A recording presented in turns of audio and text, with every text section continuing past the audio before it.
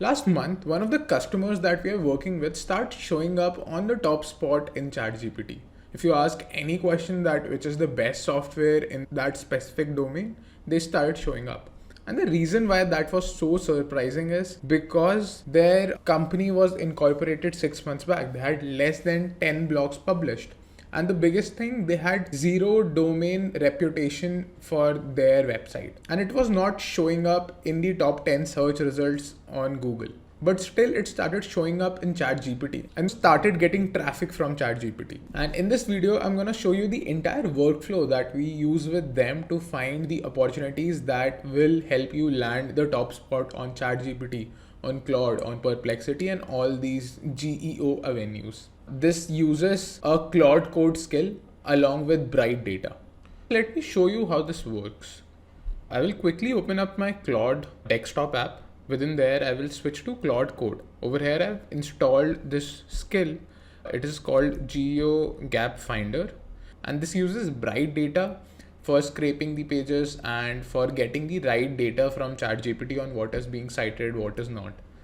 First thing, I will type in this command which invokes this skill. Along with that, I will drop the link of the website for which I want to run this analysis for. I want to run it for cal.com, basically a open source alternative for Calendly.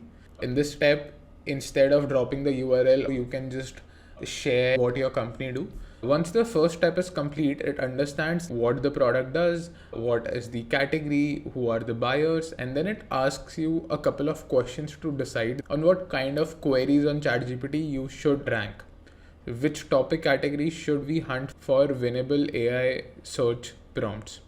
So Calendly alternatives, yes. Open source solutions for developer scheduling and vertical team scheduling as well. I will select all of these categories for now.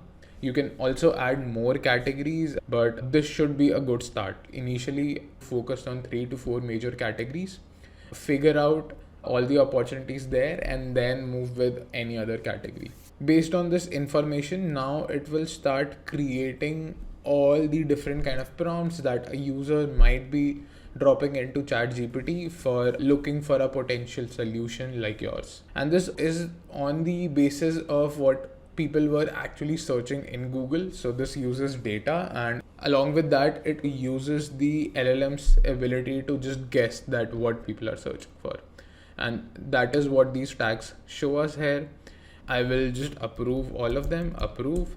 And once I send that approve, then it will work on the final process of running each of these through ChatGPT and then giving me a response. On each of this prompt, it explicitly checks that what is being cited, what is being recommended.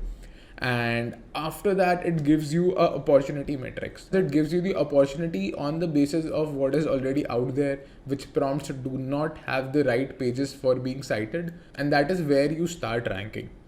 So opportunity is something that ChatGPT answers, but there are no citations at all. It just answers it from memory. Those are the places which you can capture immediately. Second, it cites something, but it is not directly relevant to the topic. And those are the second highest priority areas that you should capture. And then there are pages which can be recreated easily. These are medium level opportunities that you can capture. And then there are prompts where Wikipedia and top brands are being cited. In those cases, there isn't much that you can do. And it is really important that you spend most of your time in optimizing the first two and not go after the other ones, which are already very crowded. And it ran through each of these prompts and we have the final result.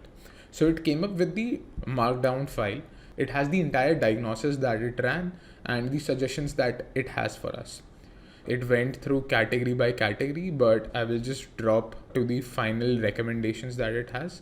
So these are the 3 prompts that it thinks should be on top of our priority list. First is React component to add to my scheduling app. So over here, it mentions that smaller alternatives like Calendar Kit, Daily Pilot are being mentioned. And this is something that Cal already do, and it can easily capture that. Second is, how do I embed a booking widget on my calendar? Right now, Calendly is being cited over here, but easily Cal can show up here as well. And the third thing is APIs for adding scheduling to my app. Again, over here, competitors are being mentioned, but cal.com is not being mentioned. It is being listed, but it's not the recommendation. So that's how it find all the opportunities. And this is like a crowded niche. That's why you will see that most of these opportunities are refinements. But if your product is in a new niche, it is something that only existed from the last 2-3 years, then you have even more opportunities to go out and capture. Taking a quick pause here, we are Impulse Labs. We build out these intelligent systems that helps you with SEO, GEO, with your entire sales and marketing funnel, including content distribution, follow-ups, pipeline reporting. Work with us if you want to use AI better than 99% of people and scale your business without adding any more headcount. We have worked with a dozen of brands. You can check out the website in the description below. Now, back to the video. Let me show you how you can use this skill on your system. So the first thing is go to the description of the video and find this document over there. This would be the first link in the description. Once you come in here, you will see that there are 5 steps that you have to do. If you are interested to learn how the entire process works, I would recommend you do it step by step, which would actually be much more helpful. But if you just want to get it done quick, what you have to do is just copy the entire text at once. Go to your Claude code. Make sure that you're using Claude code for this. This does not work with normal Claude, even if you are using the desktop app. And over there, go and mention, I want to run this skill on my system.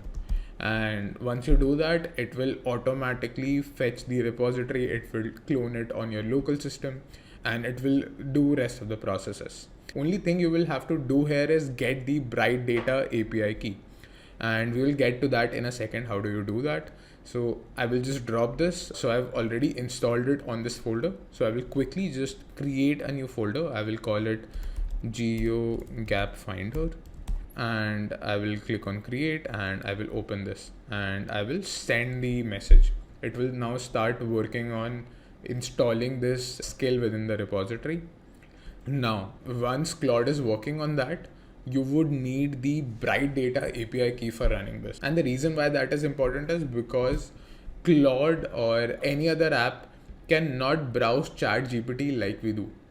It can use the API key, but it cannot go through all the citations. For example, if I go on ChatGPT and if I show you, if I just search for best Claude skill for marketing ads, and once I send this, then it will actually search the internet and it will come up with different sources.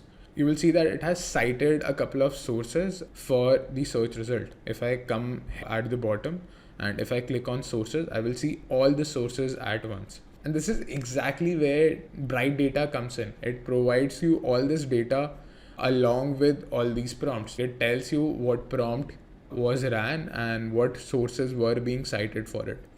And then it helps you understand that which of this source is the relevant one, whose recommendation that ChatGPT is suggesting.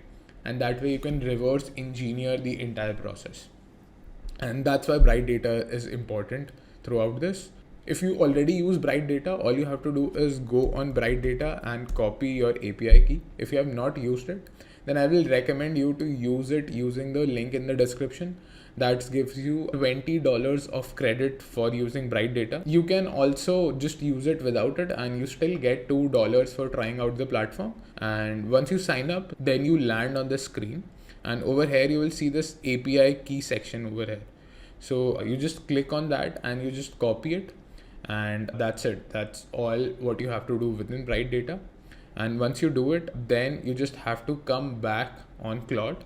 And once it is done with running the first process, then it will ask you for the API key and then you just have to drop it in the chat. And that's all. The entire setup and all the tokens and everything. And it will just verify if everything is running fine or not. So it is running, it can use the API key. And all I have to do is I have to relaunch Claude. So I just have to close my Claude code window here. So I will just come back here and I will select quit. Once I do it, then Claude will shut down. And if I start it again, I will start seeing the Claude skill that we just installed, and you can use it exactly like we did at the initial phase of the video, where you just type in a slash command, the slash command being geo gap finder, and dropping the URL of the website for which you want to perform this entire process. Now, a nuanced thing over here is that either you can do it manually, like you can go through all of these sources, all of these prompts, and then do it, or you can build intelligent systems like the one that we just use right now using Claude Code. Similarly, you can do this process for a million of different prompts. Like right now, since we were using Claude Code, that's why we cannot go above a certain limit of prompts. We can only do it for 20 or 30 prompts and then get the insight. But if you would want more accuracy in this system, you can keep expanding it beyond that point. And that is where it gets interesting. And if you are interested in exploring that, and if you are looking to work with someone for it, and that is exactly what my company does. We have worked with a dozen of brands. You can check out the website in the description below, and I will see you on the other side. That's all for this video. I will see you next time. Bye bye.